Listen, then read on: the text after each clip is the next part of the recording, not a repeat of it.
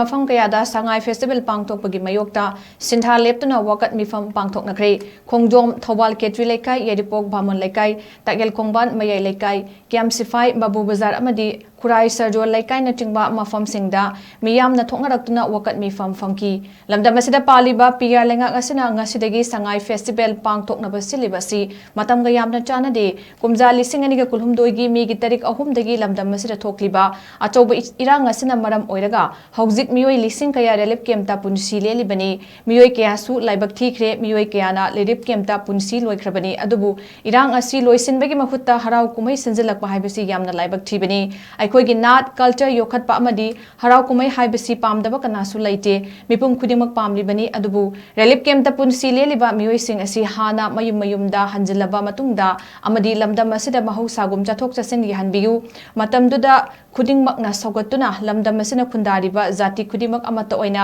हराव नुंगाइना सरुक यादुना संगाई फेस्टिवल पांगथोकपियु हाइबा वाफम थमनरखी पनबयाई वकत मीफम अदुदा सरुक याखिबसिंगना इरांग असि लोइसनद्रिङै जैरक्ता इंगतपा मणिपुर अमा ओइरे हाइना ताकपा यानबगी थवोंग उच्चाइदुना संगाई फेस्टिवल पांगथोकपबु पेंदबा फोंदोकनरपगी खोलाव कया लाउखी लोइनना हौकिबा निमित्ता IGP ना चथकिबा थवोंग अदुबुसु पेंदबा फोंदोकनरखी हौजिक जे IDP सिंगसिगी मखोइगी ओइबा वे मखोइबु कैदोंगै मयुमदा हंजन हनगदगे हाइना खंगदना हाइदि तुंगी आशा मांगे चम्मे आबमा हाइदि मसागी एम मसागी ऑब्जेक्टिव लोइनबा हाइदि चम्बम नरगा पुलसी लेलिबा सरकार अपीबा खरा सारगा हिंदा यादबगी सी हाइदिबा अखोइगी IDP सिंगसिगी हाना मखोइगी अफाबा लंबी वेबदो हाना सेंबियु अदुगी मतुंगदा अखोइगी फ्री जोन ओहनबियु अदुगी मतुंगदा अखोइ फेस्टिवल से पांगथोकपियु हाइबनेबा मणिपुर प्रजा तारीब प्रजा अखोइसु नौब्रबा अखोइगी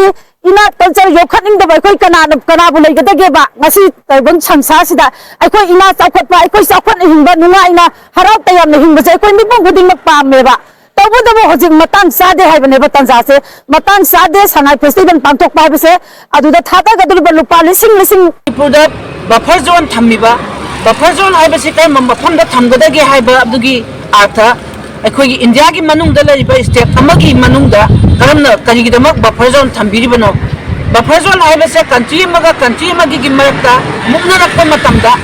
मदुदा चंगबा याबा यादबा कंट्री अममगी मियोइ सिंगदुगी ने दुबु इंडिया की मनुंग लैजबा अपिकवा स्टेट अमदा बफर जोन थमदना सिंगी लमगा तंपाकी लमगा द खुंदामिनरिबा मियोइ सिंग चथोक चसिन याहनरिबा मसी हाना याहनबियु अदुगा नेशनल हाईवे दा अखोई मूवमेंट तौरिबा अखोई फ्री मूवमेंट तौबा ngamhanbiu masi yadriba phawbadi अखोई के कुमै हराव asi तौबिगनु मतम सांगना नुमित तारानि कुमै हराव तौदना अखोई यामना इरांग मत तावहलगा अखोई के सेमिट लोंदना सुकि मतिक सोहलबा IDP सिंगी ममित्तगी मपी कंगजिबा अदुगा अखोइना असुकि मतिक वारबा मतम सिदा सनाइ फेस्टिवल तौबिगनु हाइदना अखोइना हंजन वाकचबदा ताबीद्रबनिना अखोई मणिपुर लेमिनरीबा अखोई प्रजा खुदिंगमक्सु संगाई फेस्टिवल असे सरुक याबा याबिगनु अदुगा मरोइना अखोई खोंजोम साकन लेमिनरीबा अखोई खोंजोम साकन गी प्रजा मियामसु अखोई संगाई फेस्टिवल से सरुक याजरोय अदुगा संगाई फेस्टिवल तौबसे मरम चाके मियोइ की पेपकी हक्कुना खोंगाव नरगा साहाबुने हेना मैं apa bilang amadi ahli menpunmana masih punya ninti masih punma sangai kandau ni bra kadi kandau ni beno ni IDP singjimu thawai masih tha bagayam yang ne